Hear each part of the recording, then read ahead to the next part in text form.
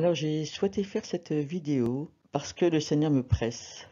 Nous sommes arrivés à une heure cruciale dans l'histoire. Je sais que plusieurs entendront des choses qui ne leur plairont pas, d'autres jugeront certainement, d'autres encore ne croiront pas. Mais je préfère plaire à Dieu plutôt qu'aux hommes, et je préfère être jugé par les hommes plutôt que d'être jugé par Dieu. La parole qui résonnait fortement dans mon cœur était qu'ils écoutent ou qu'ils n'écoutent pas, tu les avertiras. Alors avant de parler de ce que j'ai reçu en 2015, je souhaiterais citer un passage dans la Bible dans Deutéronome 18, versets 20-23. Quand ce que dira le messager n'aura pas lieu et n'arrivera pas, ce sera une parole que l'Éternel n'aura point dite. À l'heure actuelle, nous grouillons sur nos réseaux, sur les médias de faux prophètes, de faux docteurs, de faux enseignements. Il n'y a rien de nouveau, il y en a toujours eu. La Bible nous avertit qu'à la fin des temps, il y en aurait davantage. Et c'est pour ça que j'ai lu ce passage biblique. Alors il s'avère qu'en fin 2019, alors que j'étais en train d'étudier le livre de Jonas, le Seigneur m'avait montré une vision où je voyais la croix de Jésus qui était vraiment énorme en fait. Et cette croix est tombée violemment au sol. Et le sol sur lequel est tombée la croix était très très sec. Il était tout craquelé de partout. Et tout à coup j'ai levé la tête et je voyais des nuages très noirs arriver à toute vitesse. Et toute la terre s'était assombrie, c'était assez impressionnant, je dois dire. Et en haut de la croix, il y avait la Bible qui était en dessous, en fait, bloquée. Et le vent venait frapper violemment les pages d'un côté et de l'autre. Suite à cela, le Seigneur m'a montré un autre passage dans Osée 10, que je vous laisserai lire, en fait, voilà. Et puis, je suis donc allé voir mon pasteur. Et je l'ai prévenu, et il lui ai parlé de ce que Dieu m'avait mis à cœur de dire, et etc., et la vision avec la croix. Et j'ai rajouté que le Seigneur m'avait montré clairement qu'une calamité mondiale arrivait, et qu'il fallait que nous jeûnions 3 jours, parce qu'il fallait qu'on se prépare. Et mon pasteur n'a pas souhaité que j'en parle tout de suite, disant que les chrétiens n'étaient pas prêts à entendre ce genre de choses, pas plus que la vision de 2015 par ailleurs. Voilà. Mais merci Seigneur, j'ai pu en parler il y a une quinzaine de jours maintenant auprès de mon assemblée. Mais je sais que ce message ne s'arrête pas qu'à mon assemblée et qui concerne tout le corps de l'Église.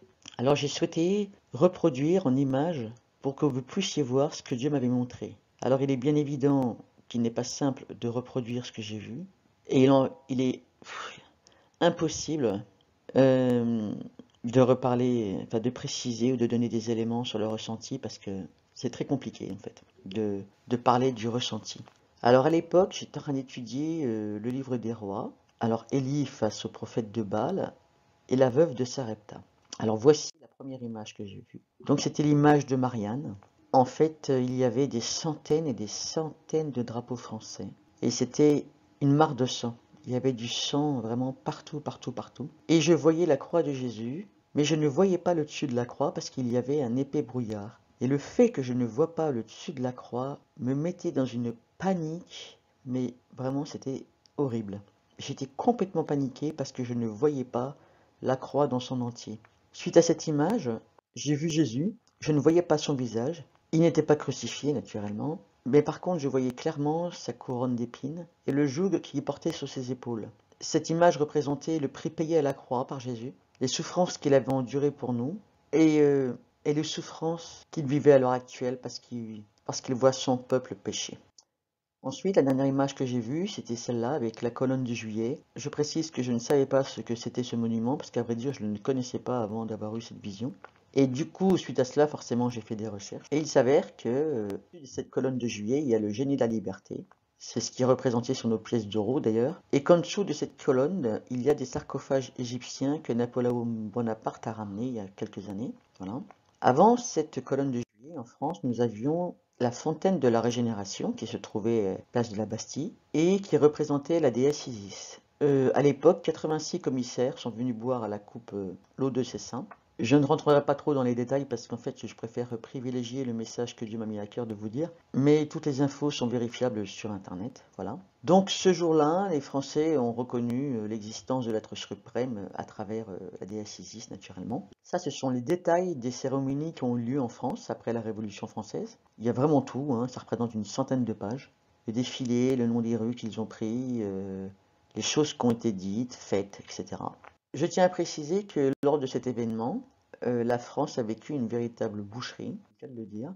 Les Français ont créé une arche dans laquelle ils ont mis des déclarations des droits de l'homme et du citoyen.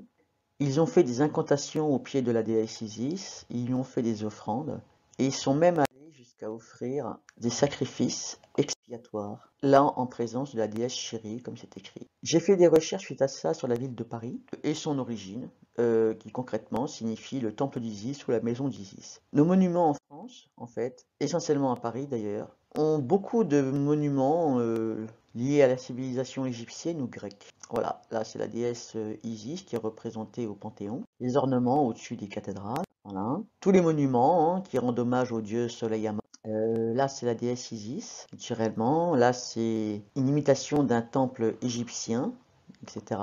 La pyramide du Louvre, naturellement. Sans parler donc des autres abominations, en l'occurrence le droit au mariage pour les couples homosexuels. J'ai fait une petite recherche, voilà, avec les incendies antichrétiens qu'il y a eu en France, sur à peine un an d'ailleurs. L'image de la bannière des Gilets jaunes, hein, voilà. Et je tiens à préciser que la France est le premier pays d'Europe le plus athée et le quatrième mondialement, pour un pays qui se dit judéo-chrétien. Voilà. Alors maintenant, je vais venir au message que le Seigneur a mis sur mon cœur. Plusieurs pourront penser que pourquoi a lieu cette pandémie, cette calamité actuelle. Les Écritures nous disent, n'est-ce pas de la bouche du Très-Haut que viennent les maux et les biens? Alors pourquoi cette calamité? Eh bien, à chaque fois dans la Bible qu'il y a eu calamité, à chaque fois, elle était permise par Dieu. Elle était permise par Dieu parce que son peuple péchait. Il en est de même aujourd'hui, pour nous chrétiens. Je dis nous parce que je m'inclus dedans. Nous avons péché contre Dieu et nous avons fait ce qui est mal à ses yeux. Alors, pourquoi avons-nous péché? Parce que nous avons méprisé sa parole, nous avons méprisé ses commandements, nous n'avons pas tenu compte de ses avertissements et nous n'avons même plus conscience que nous péchons. Nos ambitions sont les mêmes que celles des gens du dehors, nos passions sont les mêmes, alors que pour nous chrétiens, notre passion devrait être de vivre pour le Seigneur. La Bible nous dit, cherchez d'abord le royaume de Dieu et sa justice, et faute de juger nos propres péchés, Dieu va les juger. Dans le psaume 50, il nous est dit, voilà ce que tu as fait, je me suis tu. Tu as cru que j'étais comme toi. Je vais te reprendre et tout mettre sous tes yeux. Il faut bien comprendre que sans repentance, nous sommes sous la colère de Dieu. Parce que la Bible est claire, sans la sanctification, personne ne verra le royaume. Certains peuvent ne pas y croire, parce qu'ils diront que Dieu est amour. C'est vrai que Dieu est amour, qu'il est miséricordieux, qu'il est bon, mais ça ne sera jamais au détriment de sa juste justice. Pas plus que de ses autres attributs par ailleurs. La Bible nous dit que la justice de Dieu amène à la vie alors que le péché mène à la mort. Et elle dit également que ceux qui vivent selon la chair ne peuvent plaire à Dieu. Et elle rajoute dans le même chapitre 8 de Romains, « Si vous vivez selon la chair, vous mourrez. Mais si par l'esprit vous faites mourir les actions du cœur, vous vivrez. » Je ne sais pas si on réalise vraiment ce qu'on lit là. Si vous vivez selon la chair, vous mourrez. C'est le genre de vérité qui nous dérange, qu'on n'a pas envie d'entendre. En fait, notre vie est celle de la facilité. Nos yeux sont rivés sur les choses du monde. Nous voulons bien Dieu et ses bénédictions, mais sans contrainte, en faisant des compromis, et sans surtout que ça coûte quoi que ce soit. Mais Dieu n'est pas un objet qu'on utilise pour des bénédictions et puis qu'on rejette quand ça nous dérange en fait. Et si nous pensons qu'en vivant de cette manière nous serons sauvés, nous nous voilons la face. Nous pensons nous en tirer parce que nous sommes sous la grâce. C'est vrai que nous sommes sous la grâce. Mais cette grâce ne nous autorise pas à mener notre vie comme bon nous semble en fait. Jésus a parlé de renoncement à soi-même et il a parlé de repentance. Dieu en fait est un Dieu jaloux en fait. Il ne permettra jamais que notre cœur soit divisé. Être chrétien, c'est bien plus qu'une simple morale, c'est bien plus qu'aller à l'église le dimanche de 10h à midi. C'est bien plus qu'une bonne religion. Être chrétien, c'est un changement de cœur radical. C'est porter sa croix, c'est obéir à Dieu et faire sa volonté, quoi qu'il nous en coûte. Mais en fait, tout cela, c'est uniquement l'œuvre du Saint-Esprit. Bon nombre de nos assemblées, bon nombre de chrétiens couvrent le péché ou excusent le péché, sous prétexte que nous sommes sous la grâce et que nous ne devons pas juger. Alors plusieurs vont dire il ne faut pas juger, ou alors on doit laisser le Saint-Esprit agir. Mais la Bible nous dit que l'homme spirituel juge de tout. Alors lorsque je dis ça, naturellement, il ne s'agit pas de critiquer ou de médire ou de juger selon notre conception humaine, hein, mais de juger selon la justice de Dieu. Lorsque nous reprenons notre frère et notre sœur dans l'amour parce qu'ils marchent sur un terrain sinueux, nous savons que ce chemin-là, en fait, peut lui coûter la vie, en fait. Mais finalement, c'est d'aimer que d'agir ainsi. Bon nombre de nos assemblées excusent le péché là où Dieu le condamne. Bon nombre le cachent. Ils viennent là le dimanche matin. Mais Dieu sait ce qu'il y a dans le cœur. Devant Dieu, on ne peut pas faire semblant. Devant Dieu, on ne peut pas se cacher. Il y avait un passage que j'avais lu, c'était 1 Samuel 15, je crois. C'était le prêtre Élie. Le prêtre Élie avait 2 fils, qui étaient prêtres également, et qui allaient mettre des coups de fourchette dans le sacrifice. Et le prêtre Élie priait pour le péché de ses enfants. Et pourtant, ses enfants sont morts. Lorsque j'ai médité sur ce passage biblique-là, je me suis dit que c'est exactement ce que nous, chrétiens, faisions. Nous mettons des coups de fourchette dans le sacrifice. Quelque part, en ne voulant pas être repris, en ne voulant pas être avertis, en ne voulant pas obéir aux commandements de Dieu, etc.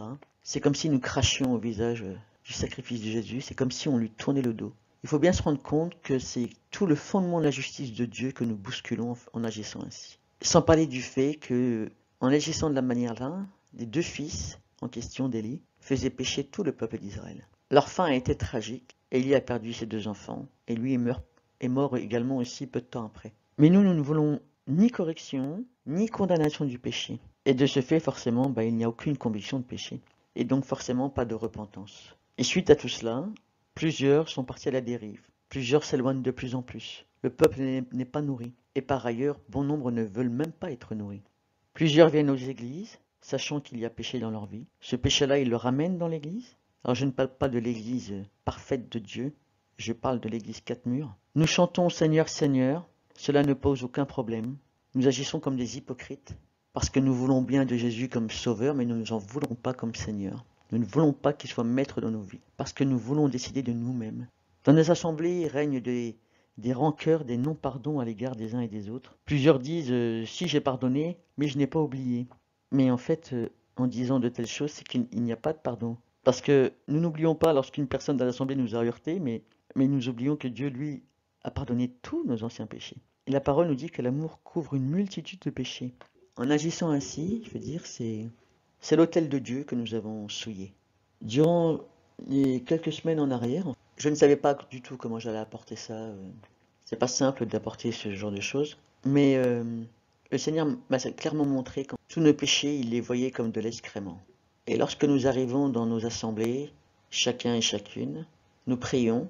Nous pensons que nos prières qui étaient censées être des parfums de bonne odeur pour le Seigneur sont pour lui agréables, mais en fait, ce que le Seigneur sent, c'est l'odeur de l'excrément. Cette puanteur, Dieu la voit et la sent. Dans Jérémie 7, verset 8, il est dit « Mais voici, vous vous livrez à des espérances trompeuses qui ne servent à rien, dérober, tuer, commettre des adultères, jurer faussement, offrir de l'encens à Baal, aller après d'autres dieux que vous ne connaissez pas. Puis vous venez vous présenter devant moi, dans cette maison sur laquelle mon nom est invoqué. Et vous dites, nous sommes libérés, délivrés. Et c'est afin de commettre toutes ces abominations. Est-elle à vos yeux une caverne de voleurs, cette maison sur laquelle mon nom est invoqué? Nous entendons constamment, Dieu est amour, Dieu est amour. C'est vrai qu'il est amour. Nous n'entendons plus parler de l'enfer. On ne parle plus de repentance, on ne parle plus de péché. Il ne faut rien dire parce qu'il ne faut pas offusquer. Il ne faut rien dire parce que les gens vont partir. Jamais, jamais, Paul a couvert le péché de quoi que ce soit, pas plus que Jésus, pas plus que les autres apôtres. Jamais. On ne parle même plus de l'enfer. On parle que du paradis. Tout le monde est sauvé.